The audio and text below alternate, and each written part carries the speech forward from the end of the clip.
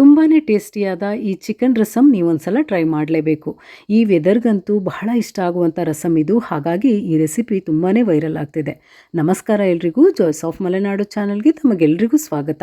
ಈ ರುಚಿಯಾದ ಚಿಕನ್ ರಸಮ್ನ ಹೇಗೆ ಮಾಡ್ಕೊಳ್ಳೋದು ನೋಡೋಣ. ಮೊದಲು ನಾವಿದಕ್ಕೆ ಒಂದು ಮಸಾಲ ಮಾಡ್ಕೋಬೇಕು. ಇದಕ್ಕೆ ನಾನು 1.5 ಸ್ಪೂನ್ ಆಗುವಷ್ಟು ಧನಿಯಾ ತೊಗೊಂಡಿದ್ದೀನಿ. ಇದನ್ನು ಒಂದು ಫ್ರೈಯಿಂಗ್ ಪ್ಯಾನಿಗೆ ಹಾಕ್ಕೊಳ್ತಾ ಇದ್ದೀನಿ. ಹಾಗೆ 1 ಟೇಬಲ್ ಸ್ಪೂನಷ್ಟು ಕಾಳುಮೆಣಸು, ಹಾಗೆ 1/4 ಸ್ಪೂನಷ್ಟು ಮೆಂತ್ಯ, ಅರ್ಧ ಸ್ಪೂನಷ್ಟು ಜೀರಿಗೆ, 1 ಕಡ್ಡಿ ಕರಿಬೇವು, ಇದಿಷ್ಟನ್ನು ಹಾಕಿ ನಾವು ಈಗ ಇದನ್ನು ಫ್ರೈ ಮಾಡ್ಕೊಳ್ಬೇಕು. ಎಣ್ಣೆ ಏನು ಹಾಕೋದು ಬೇಡ, ಹಾಗೆ ಡ್ರೈ ರೋಸ್ಟ್ ಮಾಡ್ಕೊಳ್ಬೇಕು. ಹಾಗೆ ಕಲರ್ ಎಲ್ಲ ಚೇಂಜ್ ಆಗೋದೇನು ಬೇಡ, ಇದು ಚೆನ್ನಾಗಿ ಫ್ರೈ ಆಗಬೇಕು. ಇವಾಗ ಇದು ಆಗಿದೆ, ನಾನು ಸ್ಟವ್ ಆಫ್ ಮಾಡಿ ಇದನ್ನು ತಣ್ಣಗೆ ಆಗೋದಕ್ಕೆ ಬಿಡ್ತಾ ಇದ್ದೀನಿ. ಈಗ ಒಂದು ಮಿಕ್ಸರ್ ಜಾರ್ ತೊಗೊಂಡು ಈ ಫ್ರೈ ಮಾಡಿರೋ ಮಸಾಲನೆಲ್ಲ ಹಾಕ್ಕೊಳ್ಬೇಕು. ಇದಾದಮೇಲೆ ನಾವಿದಕ್ಕೆ 8ರಿಂದ 10 ಎಸಳು ಬೆಳ್ಳುಳ್ಳಿ ಹಾಕಬೇಕು, 1 ಇಂಚ್ ಆಗುವಷ್ಟು ಶುಂಠಿ, ಸ್ವಲ್ಪ ಕೊತ್ತಂಬರಿ ಸೊಪ್ಪು, ಹಾಗೆ 3 ಹಸಿಮೆಣಸು, ಇದಿಷ್ಟನ್ನು ಹಾಕಿ ನಾವು ನೀರೇನು ಹಾಕದೆ ತರಿತರಿಯಾಗಿ ಈ ರೀತಿ ಗ್ರೈಂಡ್ ಮಾಡ್ಕೊಳ್ಬೇಕು. ಈಗ ರಸಮ್ ಮಾಡೋದಕ್ಕೆ ಸ್ಟವ್ನ ಮೀಡಿಯಂ ಫ್ಲೇಮಲ್ಲಿಟ್ಟು ಒಂದು ಪಾತ್ರೆ ಇಟ್ಟಿದ್ದೀನಿ. ಇದಕ್ಕೆ 3 ಸ್ಪೂನ್ ಆಗುವಷ್ಟು ಎಣ್ಣೆ ಹಾಕಿದ್ದೀನಿ. ಇಲ್ಲಿ ಕೊಬ್ಬರಿ ಎಣ್ಣೆ ಕೂಡ ಯೂಸ್ ಮಾಡ್ಬೋದು. ಅರ್ಧ ಸ್ಪೂನಷ್ಟು ಜೀರಿಗೆ, ಹಾಗೆ 8ರಿಂದ 10 ಎಸಳು ಬೆಳ್ಳುಳ್ಳಿನ ನಾನಿಲ್ಲಿ ಜಜ್ಜಿ ಹಾಕಿದ್ದೀನಿ. 1 ಕಡ್ಡಿ ಕರಿಬೇವನ್ನು ಕೂಡ ಸೇರಿಸಿ ಇವೆಲ್ಲವನ್ನು ನಾವು ಫ್ರೈ ಮಾಡ್ಕೊಳ್ಬೇಕು. ಇದಾದಮೇಲೆ 2 ಈರುಳ್ಳಿನ ಚಿಕ್ಕದಾಗಿ ಕಟ್ ಮಾಡಿ ನಾನಿಲ್ಲಿ ಸೇರಿಸಿದ್ದೀನಿ.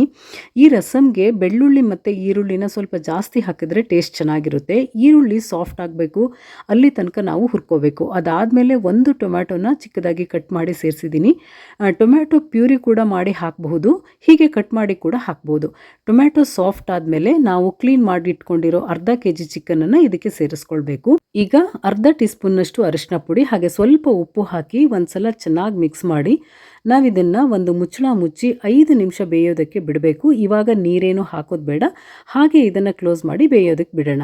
ಈಗ 5 ನಿಮಿಷ ಆಗಿದೆ, ಮತ್ತೊಂದು ಸಲ ಇದನ್ನು ತಿರುಗಿಸ್ಕೊಳ್ಬೇಕು. ಆಮೇಲೆ ನಾವು ರಸಮ್ ಪೌಡರ್ ಮಾಡಿಟ್ಕೊಂಡಿದ್ದೀವಲ್ಲ, ಮಸಾಲೆ ಮಾಡಿಟ್ಕೊಂಡಿದ್ದೀವಲ್ಲ, ಅದನ್ನು ಸೇರಿಸ್ಕೊಳ್ಬೇಕು. ಇವಾಗ ಅದನ್ನು ಕೂಡ ಸೇರಿಸ್ಕೊಂಡು ಚೆನ್ನಾಗಿ ಒಂದ್ಸಲ ಮಿಕ್ಸ್ ಮಾಡ್ಕೊಳ್ಬೇಕು. ಈ ಮಸಾಲೆ ಅಷ್ಟು ಚಿಕನ್ ಜೊತೆ ಮಿಕ್ಸ್ ಆಗಬೇಕು. ಇವಾಗ ಇದಕ್ಕೆ ಹುಣಸೆ ಹಣ್ಣಿನ ರಸ ಹಾಕೋಬೇಕು. ನಾನು ಅರ್ಧ ಕಪ್ ಆಗುವಷ್ಟು ಹುಣಸೆ ಹಣ್ಣಿನ ರಸ ರೆಡಿ ಮಾಡಿಟ್ಕೊಂಡಿದ್ದೆ, ಅದನ್ನು ನಾನಿಲ್ಲಿ ಹಾಕ್ತಾ ಇದ್ದೀನಿ. ಇದು ಹುಳಿ ಆಗುತ್ತೆ ಅಂತ ಅಂದ್ಕೊಳ್ಳೋದೇನೋ ಬೇಡ, ಟೇಸ್ಟ್ ತುಂಬ ಚೆನ್ನಾಗಿರ್ತದೆ. ಇನ್ನು ಅರ್ಧ ಸ್ಪೂನಷ್ಟು ಉಪ್ಪು ಹಾಕಿ ಈಗ ನೀರನ್ನು ಹಾಕ್ಕೊಳ್ಬೇಕು. ನಾನು ಇಲ್ಲಿ 5ರಿಂದ 6 ಲೋಟ ನೀರನ್ನು ಹಾಕ್ತಾ ಇದ್ದೀನಿ.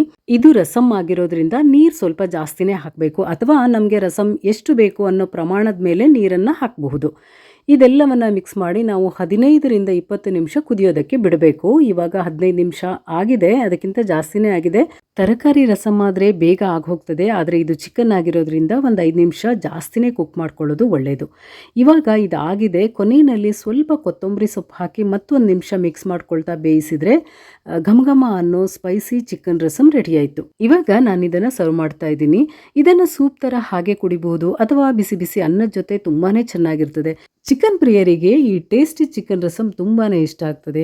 ಅದಕ್ಕೆ ಈ ರೆಸಿಪಿ ಈಗ ಟ್ರೆಂಡಿಂಗ್ನಲ್ಲಿರೋದು. ನೀವು ಮನೇಲಿ ಈ ಚಿಕನ್ ರಸಮ್ನ ಟ್ರೈ ಮಾಡಿ ಹೇಗೆ ಬಂತು ಅಂತ ನಿಮ್ಮ ಅಭಿಪ್ರಾಯ ತಿಳಿಸಿ. ನಿಮಗೆ ಈ ವಿಡಿಯೋ ಇಷ್ಟ ಆಗಿದ್ರೆ ಲೈಕ್, ಶೇರ್ ಮಾಡೋದನ್ನು ಮರಿಬೇಡಿ. ಹಾಗೆಯೇ ನಮ್ಮ ಚಾನಲ್ನ ಇದುವರೆಗೆ ನೀವು ಸಬ್ಸ್ಕ್ರೈಬ್ ಮಾಡ್ಕೊಂಡಿಲ್ಲ ಅಂದರೆ ಈಗಲೇ ಸಬ್ಸ್ಕ್ರೈಬ್ ಮಾಡ್ಕೊಳ್ಳಿ. ಇನ್ನೊಂದಷ್ಟು ಹೊಸ ವಿಷಯಗಳ ಜೊತೆ ಸಿಗೋಣ. ಶುಭವಾಗಲಿ. ನಮಸ್ಕಾರ.